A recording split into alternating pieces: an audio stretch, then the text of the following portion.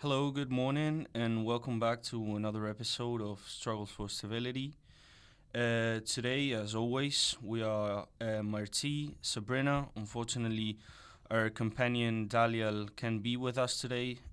We send her strength. But yeah, in today's podcast, we're diving into a conflict that has experienced prolonged clashes, but often doesn't receive the attention it deserves, or we believe it doesn't receive the attention it deserves on a global stage. It is the case of the DRC, the Democratic Republic of Congo. As we all know, the area has been grappling and is grappling today with violence, instability, resource exploitation, among many other grievances, but it also shares possibilities for peace building, and that's what we're going to assess and discuss today. Welcome, Sabrina. Welcome, Marty. So, as Marty was saying, we will explore the roots of this crisis, its devastating impact on the region, and what the future might hold for this conflict. So, stay with us for the next 15 minutes as we unfold this important and complex conflict. So let's start with the DRC.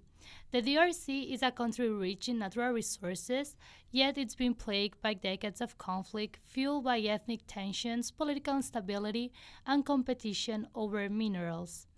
This has resulted in millions of lives lost, countless displaced people, and a fragile security situation.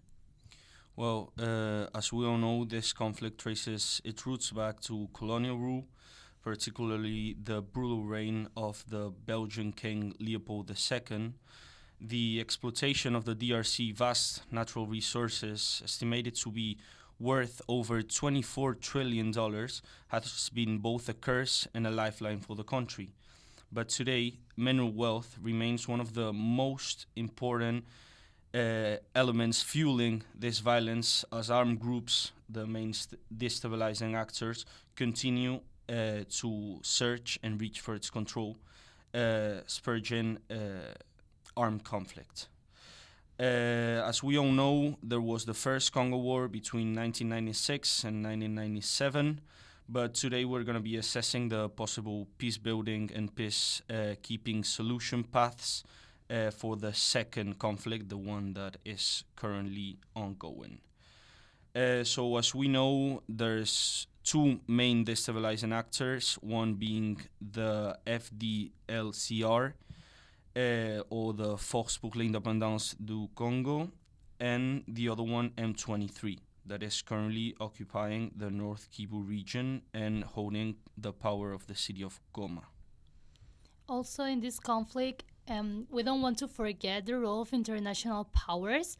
Countries like France and China often complicate peace efforts by prioritizing economic interests over stability, and this makes this conflict last longer and not being able to find peace building solutions.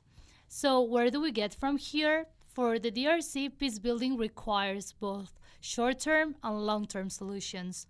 In the short term, reinforcing security is critical. That means increasing support for peacekeeping missions like MONUSCO in the DRC and fostering cooperation with African led initiatives as the African Union. Addressing immediate humanitarian needs like aiding displaced persons and ensuring access to basic needs is also vital.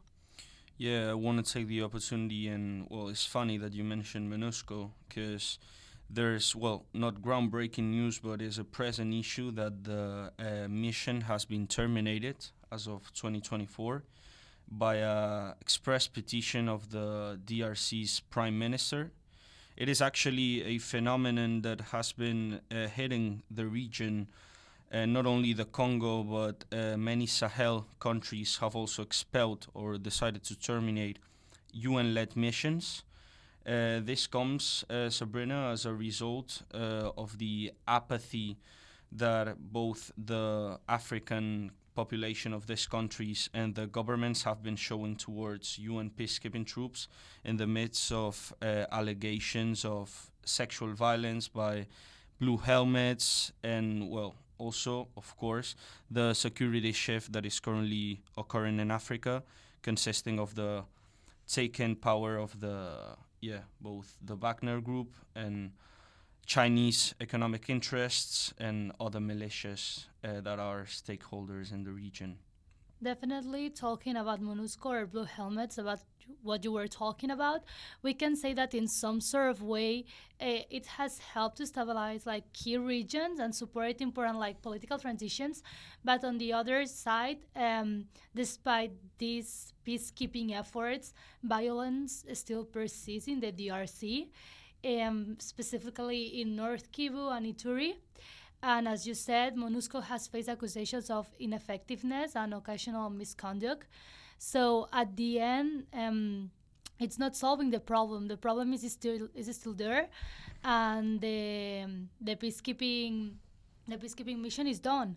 By 31 of December of 2023, before it was ended, MONUSCO had um, 5,000 personnel in the DRC when back then it had almost 40,000 people. So yeah, the problem is still there, and we can find a solution. Of course, I mean it's concerning that MONUSCO has withdrew from the region. It's one of the longest, most expensive, and most work-intensive missions that the UN has launched. And now it leaves the country with a huge security vacuum that we in Struggle for Stability doubt the possibility that it can be replaced by both regional forces and a Congolese government that is absolutely undermined by this, long-term conflict that has been absolutely devastating the country. Talking about the government, it has repeatedly demonstrated a lack of political will to address the root causes of the conflict. The DRC remains to this day plagued by armed groups that exploit and take advantage of this weak governance. We have reports from the Kivu Security Tracker that indicate that over 120 armed groups are still active in the eastern regions of North Kivu, South Kivu, and Ituri. The presence of these groups reflects precisely these governments' inability to implement cohesive security and disarmament strategies. Is that right? Yeah, it's right. And definitely, as we are seeing here, um, the DRC conflict should have more support from African groups and organizations. African Union is African community rather than United Nations or just other actors that are not African. Because as we know, um, people tend to move by greed and not by grievance in these terms, because they know that the DRC is so rich in minerals, and they just don't care about the violation of human rights, sexual violence, mass killings, forced displacement, human rights violations. So um, the DRC conflict should really focus on the massive humanitarian crisis that it has, how it can be one of the countries that is lowest in the index of humanitarian standards, and how women are being raped and abused every day. We can say that almost in every hour or even every 5 minutes, one woman is being abused in the DRC, and nothing is being done. And the forced displacement that we have is massive. There's millions and millions of people that are being displaced, and also they don't have the options to change it. As you said, they have a poor infrastructure. Climate change is also affecting. There's a lack of government authority to do actually something and to stop these rebel groups. So I just feel like something has to be done, and our society really has to focus on solving these problems, ensuring a long peace term in the country and in the region, obviously. Yeah, you're completely right. I mean, you've mentioned the weaponization of rape that has been occurring in the country since the beginning of the conflict. It's a deep-rooted issue within the Congolese society, and also it is a concerning issue taking into consideration that the UN mission, MONUSCO, had a huge role in protecting women, in protecting civil and human rights. So we're very, very concerned in that aspect. You've mentioned too economic interest, which is one of the main drivers of the conflict, and it cannot be overstated. In fact, it's the soul of the conflict. The DRC's vast mineral wealth that includes and most prominently has cobalt, coltan, and gold that has turned these conflict zones into hubs of exploitation. We have international organizations like Global Witness that have documented how armed groups and corrupt officials profit from illegal mining operations, and this is a fact. There's a huge systematic institutional corruption that is affecting the country, both in governance and in fueling this conflict. And just to give you an idea, in 2021, 2023, 2022, the DRC produced over 70% of the world's cobalt and almost half of the world's coltan. Yet much of this wealth fails to benefit the local population or contribute to peace efforts. The problem is how many news are we seeing about how European countries, Western countries are just sending the phones that we don't use there. So instead, we just take like the minerals of the region, and on the other side, we just make the situation worse. For example, comparing it with the Sahel, just a brief intake. That is also a region that we have talked about it in our blog. As of September 2022, there were news that in Burkina Faso, Niger, rebels from the Sahel were demanding France to leave the country. They didn't want the embassies in the country. And in some sort of way, I can say that I can understand it because we also, as you said, we have to trace it back to King Leopold's regime, to colonization. So, yeah, I just can absolutely understand that it's also affecting the region. And instead of doing something, we are just making it worse. Western countries just want to do there and try to solve the problems in a way which maybe it doesn't work for African cultures. Do you mean actually just addressing an issue of direct violence without taking into consideration the structural problems that have been fueling this conflict? And I mean, it's the main lacking that we see in as a general symptom in peace building and peacekeeping efforts that try to assess just the superficial layer of the conflict without going deeper and actually trying to resolve the grievances that have been fueling the conflict since not only the 1990s but since the country gained its independence. I mean, now we're gonna move forward and try to give an overview of the peace solutions that have been proposed and that are currently active. As we've mentioned, MONUSCO is now out of the picture. You've mentioned the Sahel region, which is also another very interesting case, similar to the DRC in the sense that MINUSMA, the operation that was taking place there, has been also forced to withdraw from Sahel regions that are currently under military domain and governance.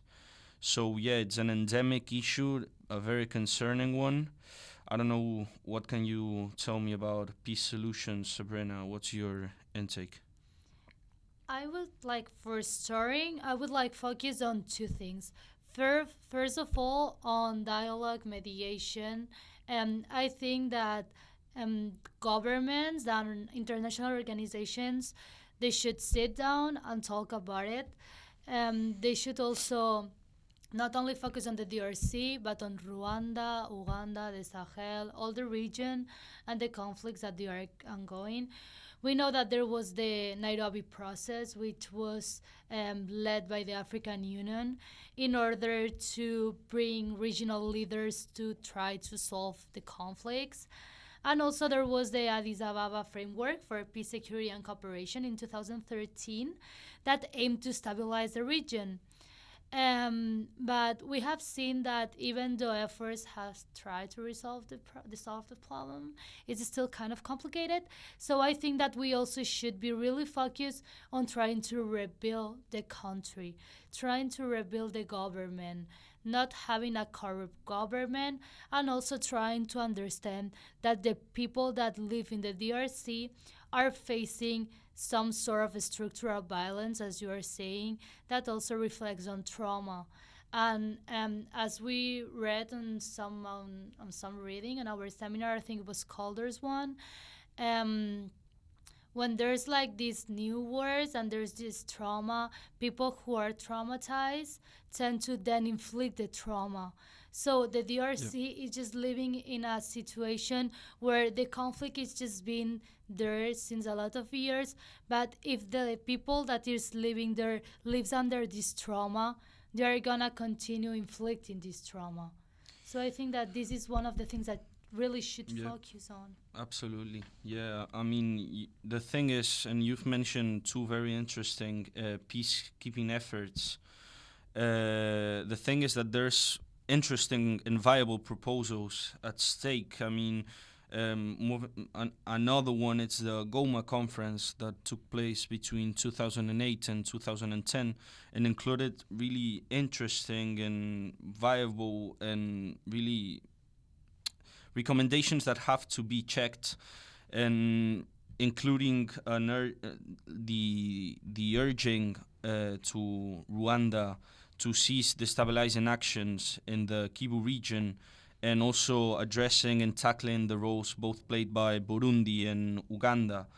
I mean, currently the most prominent peace solution that we have, or the prospect, or the most viable future prospect, is the Luanda process, the Luanda peace process that is taking place since 2022, and is actually a process mediated by Angola between the leaders of the representatives of the DRC on the one side and Rwanda on the other.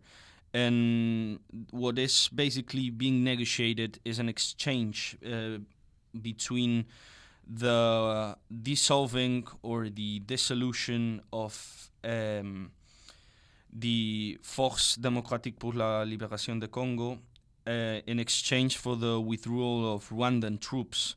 But the issue here is that since the Congolese government has not been able to prove a direct link between M23, which is the main destabilizing terrorist faction in the North Kivu region, and the Rwandan government, although there have been some allegations of contacts and direct backing, M23 is not part of the deal and wouldn't withdraw if the deal would be successful. I mean, there's also a regional organization, if I'm not... Yeah, there are also some other peace processes in the region. As you said, considering the challenges that we see with MONUSCO and that it didn't lead into a solution, regional forces have become a more appealing option. So in response to this escalating violence, the Southern African Development Community deploy a peacekeeping mission to the DRC, known as the SADC mission, to assist the government in maintaining peace and stability. And yet, it's mandated with a more offensive posture, allowing for direct involvement with armed groups that pose a threat to the country's stability. And we hope it will strengthen its support for the Congolese National Army, that will also contribute to restoring peace and security. Yeah, and we're running out of time. Actually, we're gonna end up with a little overview or a conclusion on what we think the flaws in peace building have been, and what must be, or what do we think must be done in the future. So, I mean, if we take a picture of the general peace building efforts that have been made, we think that they appear to be built on a poor understanding of the dynamics of the militias and armed groups that have tormented the eastern DRC. We think also that they fail these peace efforts to effectively consult, much less involve, local communities and leaders. So we emphasize the importance of taking a bottom-up approach in this conflict. Peace processes have not been consistently based on, have been consistently based on faulty and biased diagnosis of these root conflicts that I was mentioned. I don't know, Sabrina, what can you tell me? What must be done in the future? Yeah, I think that in a long term, we need to tackle these systemic issues. These include strengthening governance, addressing corruption, human rights violations, and also focusing really on the economic effect that has the DRC, all this conflict. But I think that the path to peace in the DRC is gonna be very long. I don't think it's gonna end nearby soon, unfortunately. But yeah, it's really difficult. But we sure have to address the root causes of this conflict. And African countries need to foster collaboration locally and internationally so we can begin to build a new structure and try to find a solution to these conflicts for having a lasting peace. Yeah, I mean, the withdrawal of MONUSCO doesn't completely entail the withdrawal of all UN troops. So there's still missions in the DRC. We think there's still hope for the country. I mean, it's an obligation for the international community to address this issue, as the root causes were mainly promoted by these Western powers. The UN has to renew its approach. We have, with the withdrawal of MONUSCO, a budget or resources that have been returned to the organization. So, I mean, we can still building from there. The DRC government, the UN, and international actors must adopt innovative strategies that prioritize regional collaboration, as we said, bottom-up approaches, effective governance, and sustainable development. I don't know if you have anything else to say, Sabrina. Just to add, let's hope that the DRC conflict or the Sahel conflict, they just get into the United Nations agenda, and let's just hope that we can find a solution to the conflict. Yeah. Well, that's all for today. We're gonna wrap it up. Thanks for being here as always, and yeah, see you next week. Ay, mi pelo. Vale, una